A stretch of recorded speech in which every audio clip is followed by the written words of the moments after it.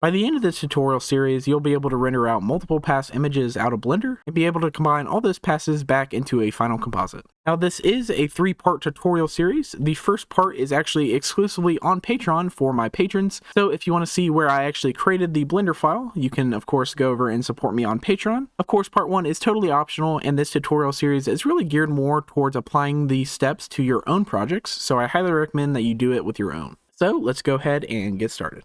Okay, so to get started, we can see we have this super basic scene right now. We basically have a car, and I'm just placing it on top of this image. So let's come and see what the viewport looks like. We basically have our car right here, then we have a reflections kind of collection and a shadow view layer, or sorry, a shadow collection. We don't have any view layers yet.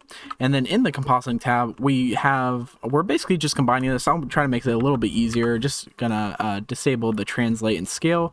And so basically we're just combining the car on top of our image and getting this result. This result is fine. There's nothing really too wrong with it, but we can do a lot better if we go ahead and break everything out and composite it separately. So to go ahead and get started, I know that I want my car to be basically broken up into the different passes. I want it to have a reflection pass, I want to have the color pass, and then I also want to have some other passes in order to kind of try to match it to the environment as much as possible. So let's come back out here. I'm going to go ahead and name my view layer car so we can start working with that. And then I want to go ahead and break our shadow away from our car layer. So I already have a shadow collection, and that's basically just a shadow catcher object in this collection only. So if I set this to be indirect only, right there you can see that we just have our shadow. So we want 2 separate view layers. We want one to be our car and then one to be our shadow.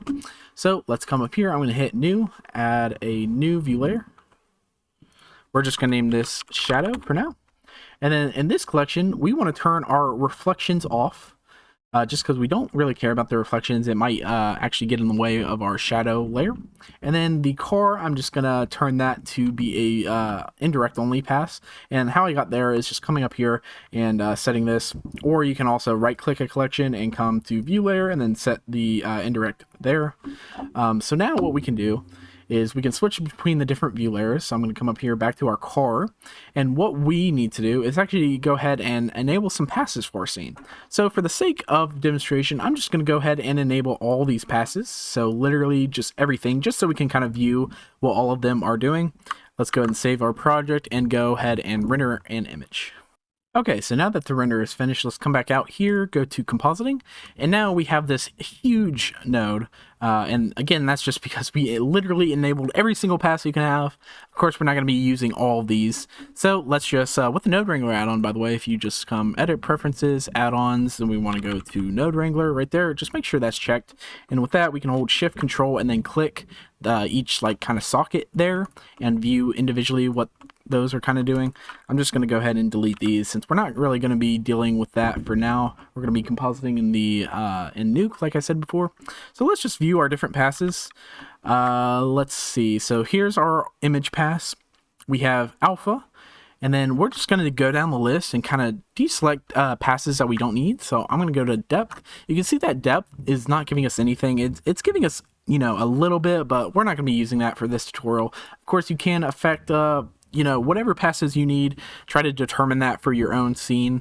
So I'm going to go ahead and deselect the depth pass, which is just a Z pass over here.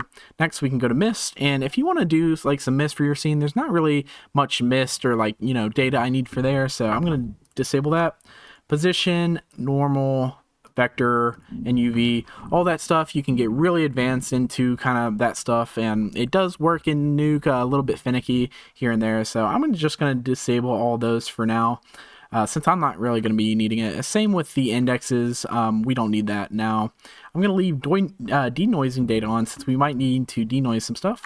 And so now comes our main passes. You can see right down here our light passes. These are the main ones that we're going to be focusing on. So if I go ahead, Shift Control click into diffusion direct, basically this is kind of the diffusion or the color of the object's materials. So if I just click through here, you can see that some of these are set.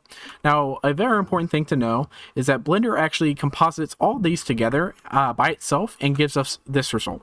And so what we can do is if you go anywhere online and if you look up Blender compositing formula, I believe there's a formula for cycles and then there's a formula for EV, but here's the formula for cycles. You can see that basically it takes the diffuse in all the passes, the direct and indirect, and then adds them together, so a plus, and then it takes that result and then multiplies it by the color of each specific pass. And it does these for the diffusion, the glossy, and the transmission, and also these at the bottom, but we won't really mess around with those.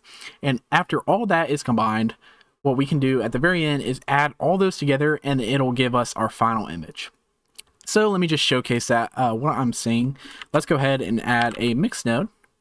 We can place that there. We need to place the diffusion direct in there and the diffusion indirect in here. And so if we go back to our thing, we can see that these are the two results. We need to add those together. That little plus right there is what we need to do. So I'm going to go, instead of mix, I'm going to go to add right there. And you can see that now it's added the two together, and this is the result we're getting. I'm going to go ahead and Shift D, duplicate this over, and place that there.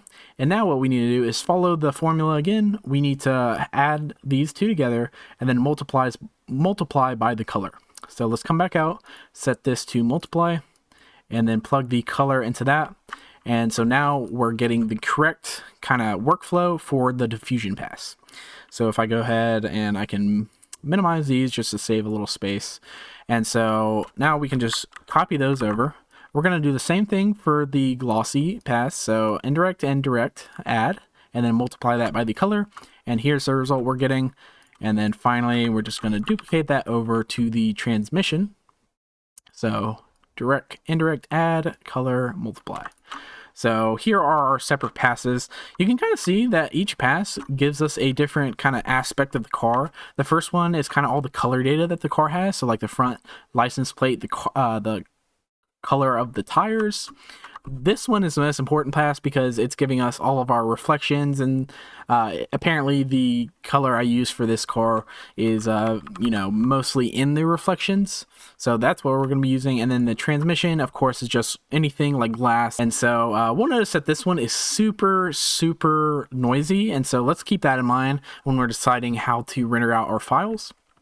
So those are our main passes. There's also the volume, direct and indirect. If you have volumetrics in your scene, you're going to be using that, but I don't have any for this car, so let's just delete those. And coming down the line, emission doesn't have anything, environment doesn't have anything. It has this, but we're not going to be using the HRI, so we can go ahead and delete both of those.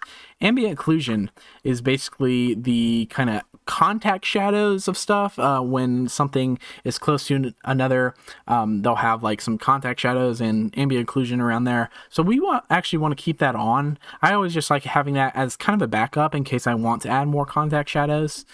Shadow catcher you can also have on if you want. However, we're going to be, we already have our shadow view layer. So let's actually get that in. So I'm just going to duplicate that and then go to the shadow thing. And so you can see that we are going to use this as our shadow. I just find it's much better to be working with this since it has an alpha channel. And so it's just much better than the shadow catcher pass. So I'm going to go ahead and delete that as well. And then the crypto mat, you can mess around with that. It's actually useful if you have a lot of objects in your scene or if you need to break it out. It basically just acts as like a way to get an alpha channel, if that makes sense. So we're not going to be using that. So I'm going to disable all the crypto mat settings. And so the only other one that we have that we're not really going to use is the debug sample count. That's really, what it says, a debug tool. So we can just delete that as well. So now what we have is basically all the nodes I'm going to be using for my scene. If we can just view all the kind of multiplies up here, we'll notice that this isn't giving me too much, so I don't really think I'm going to be affecting it. I don't need to break it down into the individual kind of diffusion layers. I can really just use this as my, base diffusion layer. The same isn't true for the glossy pass. The glossy pass is giving me a ton of information. You can kind of see throughout all these passes. I can see myself kind of using these passes to get a better kind of glossy result and match it to the scene. So what I'm going to do is I'm going to just go ahead and delete this and actually do that step inside of Nuke itself, so I'll have kind of the flexibility in Nuke itself. So the final thing is of course the transmission, and like I said earlier, it's super noisy, so let's go ahead and denoise it. I'm going to place a denoise node there, place the normal in there and the albedo there, and that should in theory help us denoise the image a little bit more. But we'll have to render that out to see that. So now what we need to do is find a way to basically combine all of our passes into one file that Nuke can read and give us a file format that we can use to composite the image together. So what we're going to do, instead of doing it through our composite node, you still want the composite node over here, but just make it not connected to anything. If we go ahead and add a file output node right here, and then if you don't see this menu, just hit N up here to reveal that. Go to node and then properties. And here are the node properties for the file output node. What we need to do is actually create some more inputs and then use those inputs to plug into the file output. And then we can render out as a multi-layer EXR image, which will basically give us one single file that has multiple different layers in it. Think of it as like a Photoshop file. And then we can use those layers independently inside of Nuke to get a better result. So first thing I want to do, before I do anything, I want to set the file format. So I'm going to come over here. Instead of PNG, you can set it to image files, and it'll save like individual image files. But I'm going to be working in the OpenEXR multi-layer. And then right here we have our color depth. If you're doing something super crazy with color, need all the color information you need, you can select it to be full. I don't need that. I just need to have half basically that color data, and that's totally fine for me. I believe it's like 32-bit is full and then 16-bit is half, I believe. Don't quote me on that. But now that we have that set up, we can go ahead and add some inputs right there. So this will basically be what our layers are inside of our multi-layer image that we create. So the first one, very important for Nuke, if you're doing Nuke, I highly recommend the first image socket that you do is called RGBA. And the reason you do that is because inside of Nuke, the actual image it uses to define the node is going to be the RGBA channel. And so it'll just basically give you the ability to kind of see it in the node itself. We'll get to that a little bit later. So I'm going to go RGBA. And then we don't really need an alpha channel since the RGBA will already have an alpha channel, but I always like having kind of a matte as well. So I'm going to come here, double click that. I'm going to go to alpha, and then we're just going to make our way down the list. Again, I'm just going to leave the diffusion kind of inside of Blender. We can of course affect that in Nuke, but again, it's not giving us much data. You could, in theory, kind of make its own layer for each of these and then do it inside of Nuke. But again, that's just going to be too much of a file size for what we need it for this scene. So I'm going to name this diffusion, sorry. And then next we need to go ahead and do our gloss. The gloss, again, we are going to be doing inside of Nuke, so I do need to save these separately on their own layers. So let's go ahead and name them. I'm going to name this gloss direct, and then the next one is of course going to be, double click that, gloss indirect. And then we need to add a couple more inputs, so I'm just going to add that, gloss color. And so now, again, just making our way down, we're going to do the same thing for transmission, where we're just going to do the math in Blender itself. And then ambient occlusion is the final one that we need. So AO, I just like calling that. And I believe that's everything, so we don't need any of that stuff anymore. We can go ahead and delete this last image socket. And let's go ahead and plug them in. So again, image goes to RGB, alpha goes to alpha, and then just continue down. Again, we do want to make these their own layers. And then the transmission, again, we denoise the transmission, so we want to make sure we plug the denoise node in. And then last but not least, the ambient occlusion, we can plug it in there. And so now we have everything kind of labeled correctly. Again, whatever you label it here is going to be the layer name inside of Nuke. So you want to make sure you label it something that is easily recognizable. And then we can go ahead and name whatever we want. I'm just going to name mine version 2 since I was doing some testing earlier. I put a slash at the end of mine just in case if you're rendering out as an animation, it's going to put the frame numbers after that. So we're just going to hit accept there. I'm just going to be rendering out a single image today. And last but not least, I almost forgot, we need our shadow pass as well. And so let's go ahead and add one more input and name that one shadow. And let's put the image of that up here. And that should be all the nodes that we need for this specific shot. Again, it highly depends on what you need for your specific shot. I recommend you guys kind of enabling all the passes at the start and do what I did, kind of just delete the ones that you don't need. And just figure out a workflow that works well with you. The nice thing about the file output node is that we actually don't need to render the animation. If you render the image, it'll actually save a image file, the EXR file that we had before. It'll actually save that if we just render an image. I know inside of Blender that doesn't really work with the composite node. The composite node, if you render an image, nothing actually renders out, and so that's just a nice thing to know about the file output node, is that you can just render a single image if you need to. Okay, so once the screen is black, that actually means that it's finished rendering, because again, we didn't connect anything to our composite node. The weird thing about the file output node is that it won't work if there's not a composite node somewhere in there. Even if it's not plugged up to anything, it's just kind of a glitch that honestly Blender needs to work a little bit with. But now that we have that, we can view it in our file. If I open up this, let me just go ahead and delete that. You can see that we have this EXR image. Let's actually go ahead and see what it looks like inside of Nuke. So if you want to work along with us still, there is Nuke non-commercial, which is totally free. I'll have a link down below for that. That way you guys can just work along with us for free still. So let's go to the large viewer workspace. I'm going to go ahead and read in our stuff. So let's read in the EXR image that we just created. And then I'm going to also read in our footage. Again, I'm just hitting R to kind of read this stuff in.